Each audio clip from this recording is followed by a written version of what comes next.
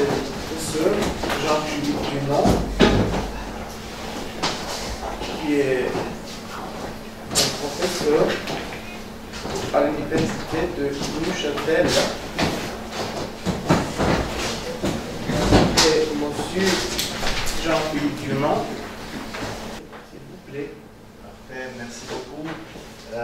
Mesdames et messieurs les présidents, chers collègues, chers amis, à mon tour de vous féliciter et de vous remercier. Tout d'abord de vous féliciter d'avoir imaginé et concrétisé ce colloque international articulé autour d'un si beau programme, et aussi de m'avoir remercié, de m'avoir associé à cet événement. Je suis très heureux et très honoré d'être parmi vous aujourd'hui. Comme vous l'avez vu, je propose de vous parler pendant quelques instants de l'influence du Code civil français sur la codification civile en Suisse. Alors, j'ai préparé quelques diapositives de nature, je l'espère, à structurer un peu mon propos et peut-être faciliter aussi la compréhension. Je vais donc, voilà, je vais traiter deux questions. Et vous verrez pourquoi. Il s'agit de distinguer en fait l'influence du Code civil français d'une part sur les codifications cantonales, locales, celles des cantons suisses, puis l'influence du Code civil français sur le Code civil suisse. Alors, on peut déjà donner une forme de conclusion en disant que le Code civil français a une très grande influence sur certaines codifications cantonales, et cette influence a été pleinement assumée. En revanche, s'agissant du Code civil suisse, l'influence est un peu refoulée pour les raisons que nous verrons tout à l'heure, donc elle est peut-être moins évidente. Mesdames et messieurs, vous connaissez peut-être la Suisse, vous avez peut-être eu l'occasion de vous y rendre ou peut-être de la traverser, puisqu'elle se trouve au milieu de l'Europe. Souvent, on est amené à la traverser, ne serait-ce que pour aller, par exemple, de Paris à Florence. Et étant au cœur de l'Europe, la Suisse a naturellement été traversée elle-même par de nombreuses influences culturelles. À droite, sur la diapositive, vous voyez l'état de la Suisse actuelle avec des cantons, puisque la Suisse est une confédération, on pourrait dire, d'États.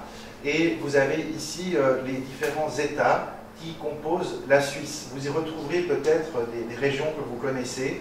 Et vous savez, en Suisse, on a l'habitude d'équilibrer les pouvoirs, de partager les pouvoirs.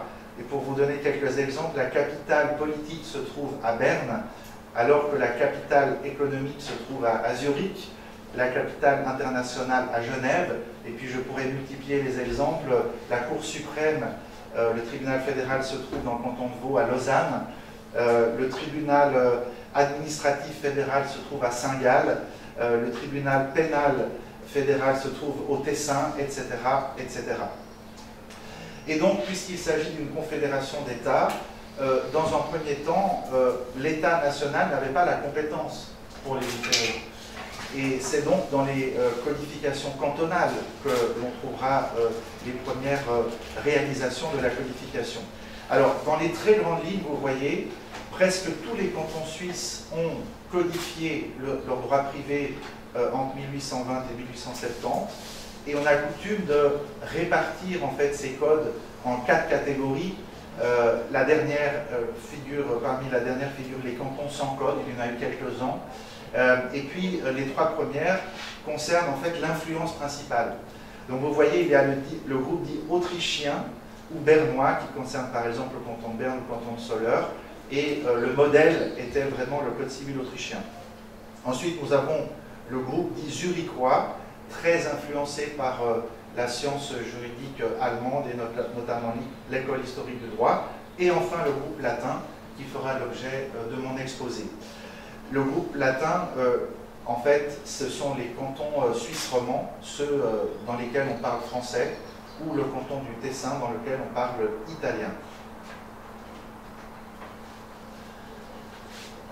Dans les grandes lignes, et comme l'a déjà exposé notre président de notre association, le Code civil français, dans les cantons suisses romans, a parfois été imposé, ratione imperi, mais a souvent été choisi librement, donc imperio rationis. Et nous allons prendre un exemple de chaque. Tout d'abord, le canton de Genève, qui est mon canton d'origine. Dans le canton de Genève, le Code civil français a tout d'abord été imposé, puis il a été conservé en raison de ses mérites. Alors, vous voyez sur cette diapositive, il y a différents éléments, mais on peut dire que dans les grandes lignes, le droit genevois se basait sur des normes extrêmement anciennes, et en 1798, Genève, la République de Genève est intégrée dans la République française. Elle devient le chef-lieu du département du Léman. Vous connaissez peut-être le lac Léman, qu'on appelle parfois le Lake of Geneva, ou Genfersee, ce qui ne plaît pas à nos amis du canton de Vaud et notamment de Lausanne. Donc, dès 1804, le Code civil français a une application immédiate dans son intégralité à Genève. Suite, on pourrait dire à la fin de l'épopée napoléonienne, Genève adhère à la Confédération suisse et la première volonté est de se séparer du Code civil français. Mais cette volonté ne sera jamais traduite dans les faits parce qu'en réalité, les Genevois étaient contents du Code français en raison de toutes les qualités qui ont été rappelées précédemment. Et donc le Code civil français restera en vigueur dans le canton de Genève, alors même que le canton de Genève est, si vous voulez, en canton suisse, jusqu'à l'entrée en vigueur du Code civil suisse.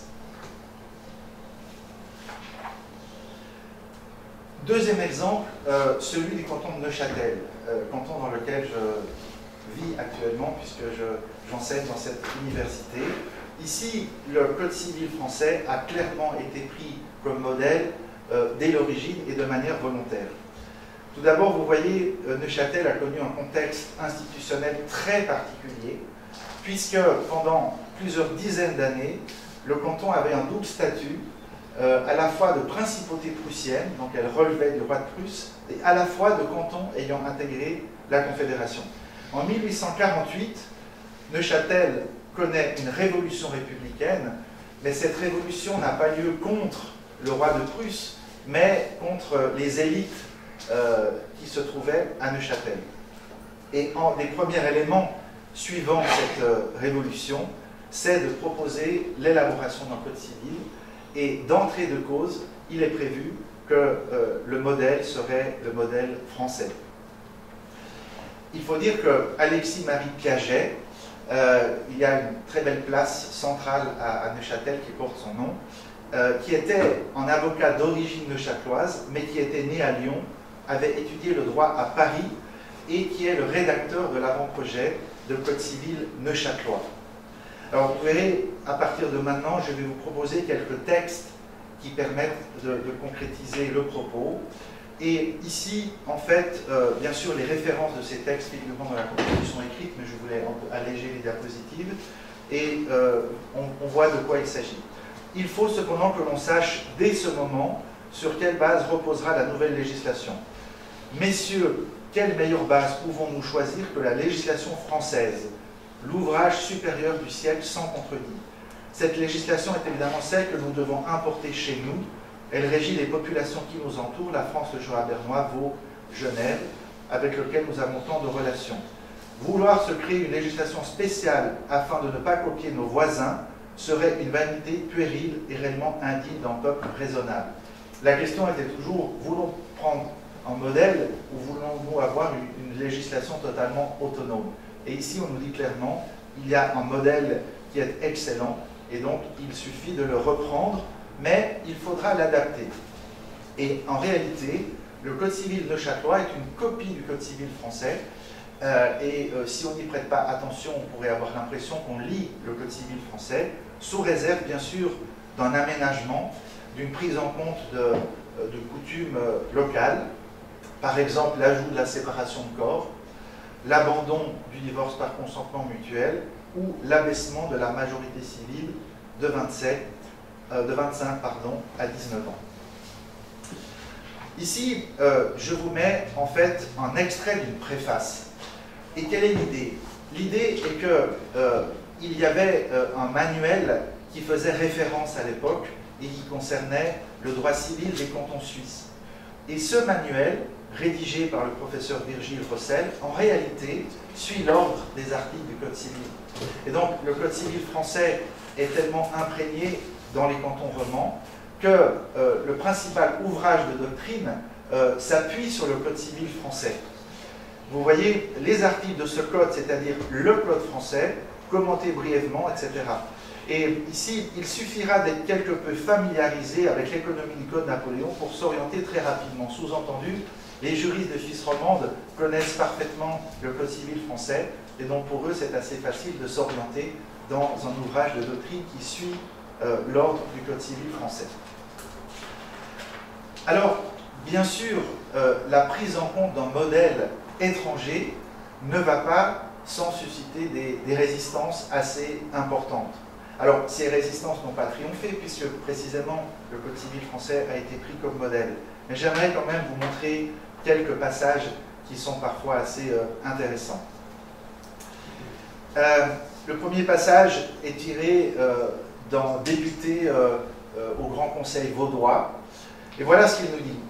« Il nous faudra, tout en confessant notre impuissance, aller emprunter à Paris un code approprié à nos besoins et au caractère de notre peuple, à peu près comme la robe d'un géant, à l'aide de quelques légers troussis, pourrait cadrer sur le corps d'un nain. » Et là, c'est la constatation que le Code civil, qui était le code d'un empire, n'était pas adapté à un canton suisse. Ensuite, il y a une description de nature un peu sociologique. Je vous laisserai juger entre les Français et les Vaudois.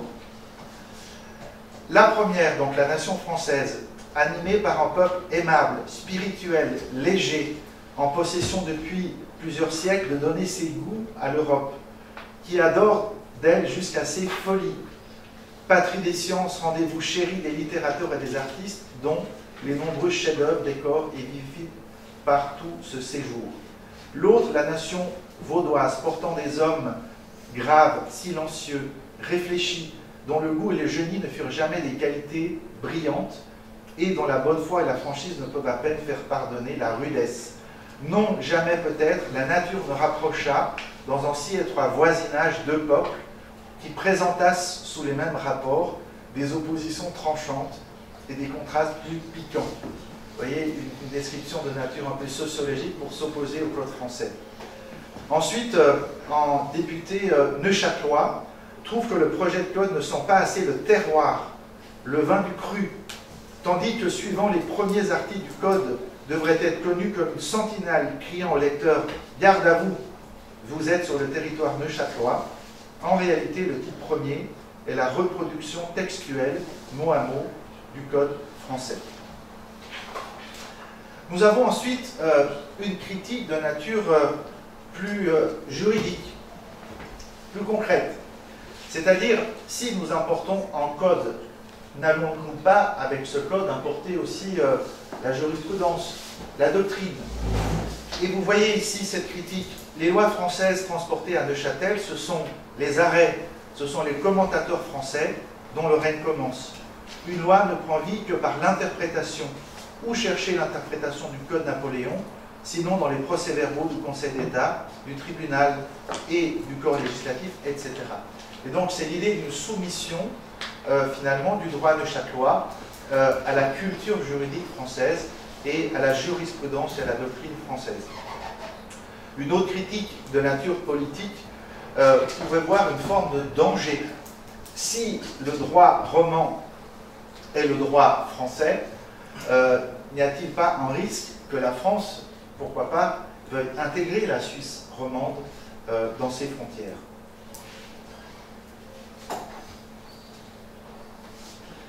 Je passe maintenant plus brièvement au deuxième thème de mon exposé, le Code civil français et le Code civil suisse.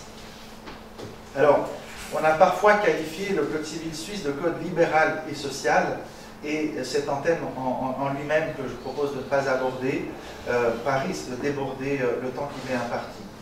Ce qu'on peut dire, c'est qu'en Suisse, Et contrairement à la situation dans d'autres pays, par exemple, le président Pichot a rappelé la commission de 4 membres nommés par Napoléon. On sait qu'en Allemagne, il y a eu une commission d'une vingtaine de personnes. En Suisse, il n'y a eu qu'une seule personne qui a été chargée de rédiger l'avant-projet. Tout de suite, on peut dire que ce fut un succès, puisque le Code civil fut adopté à l'unanimité des membres présents, ce qui est très rare, évidemment, pour une loi, et j'allais dire de plus en plus rare. Voilà ce que nous dit Eugen Huber. Nous consulterons des modèles, nous ne les copierons pas. Nous veillerons à doter notre pays d'institutions appropriées à ses besoins. Nous ne songerons donc point à plagier les lois des pays qui nous entourent, comme le Code civil français ou le Code civil de l'Empire d'Allemagne, mais nous chercherons à faire une œuvre qui, dans la mesure du possible, ne leur soit pas inférieure. Et donc, on voit d'entrée de cause, il est renié toute filiation entre le Code civil suisse et des modèles étrangers. Bien sûr, il y avait une connotation politique, c'est-à-dire, plus on indiquait que le code était un code suisse, fait par les Suisses pour les Suisses, puis il était enclin à être adopté très largement. Mais on peut se demander, bien sûr, s'il n'y a pas tout de même une influence, bien qu'elle n'ait pas été alléguée. Tout d'abord, influence du fait que lorsqu'il a rédigé son code, Eugen Huber a fait une sorte de compromis entre les différents codes cantonaux. Et donc, par l'intermédiaire des codes cantonaux, qui eux-mêmes étaient des codes basés sur le Code civil français, il y a nécessairement des formes d'influence. Ensuite, on peut certainement considérer qu'une influence importante a marqué celle que le président Pichot a déclarée tout à l'heure comme étant le premier pilier du Code civil français, c'est-à-dire le pouvoir d'appréciation qui est conféré aux juges. Et là, il y a une influence aussi intellectuelle très certaine entre certains professeurs français comme Raymond Saleil ou François Génie, qui eurent des contacts non seulement épistolaires, mais aussi concrets. Donc le professeur Huber a personnellement rencontré Raymond Saleil et François Génie, que ce soit dans les montagnes, dans les Alpes suisses, dans le canton du Valais ou à Paris. On considère généralement qu'à Raymond Saleil, eh bien, on peut associer la nécessité de l'approche historique. Et le professeur Huber était lui-même un historien du droit, fortement marqué par l'école historique du droit allemande. À François Génie, on relève des échanges féconds qui portent sur le large pouvoir d'appréciation conféré aux juges. Et ici, presque pour conclure mon exposé, je vous ai cité l'extrait d'une lettre qu'a écrit le professeur Génie à Eugen Huber. Alors, on est en 1900, donc le Code civil suisse n'est pas encore adopté, mais les projets sont en cours. Et parfois, Eugen Huber testait ces projets, que ce soit dans différents cercles en Suisse, mais aussi avec des collègues étrangers. Et donc, il annonçait un peu à François Génie dans quelle direction il voulait aller. Et regardez ce qu'écrit François Génie. « Monsieur, très honoré collègue, je vous suis infiniment reconnaissant d'avoir bien voulu lire avec tant de sympathie l'ouvrage que je vous ai fait adresser sur la méthode d'interprétation juridique, donc le célèbre ouvrage de François Génie. Et je me sens particulièrement flatté de l'appréciation si pleine de bienveillance que vous m'exprimez sur cet essai. Les indications que vous me donnez en même temps sur la tendance de la législation suisse contemporaine à élargir les pouvoirs du juge interprète de la loi me sont très précieuses. Je les note très soigneusement comme un sérieux appui à l'idée principale que j'ai essayé de développer dans mon livre. Malheureusement, en France, le mouvement général des idées est bien loin d'être dirigé dans ce sens, et je crains que mon entreprise ne soit jugée par beaucoup comme téméraire ou du moins prématurée. Et comme dernière diapositive, je vous propose en fait deux articles du Code civil suisse qui existaient dès l'origine et qui existent toujours. Je ne sais pas si elles sont suffisamment lisibles pour vous, mais elles concrétisent vraiment cette idée de Eugen Huber. Et en Suisse, nous sommes toujours restés dans cette direction. Il faut des lois modestes et on laisse un large pouvoir d'appréciation aux juges. Regardez l'article 1. La loi régit toutes les matières auxquelles se rapporte la lettre, mais également l'esprit des dispositions. L'article 1, alinéa 2, est très intéressant. À défaut d'une disposition légale applicable, donc dans le cas d'une lacune, le juge prononce selon le droit coutumier et à défaut de coutume selon les règles qu'il établirait s'il avait affaire à de législateur. Donc, dans le cas d'une lacune, le juge est habilité à faire œuvre de droit prétorien. Il peut lui-même créer la règle qu'il appliquera pour résoudre le cas. Le juge s'inspire des solutions consacrées par la doctrine et la jurisprudence.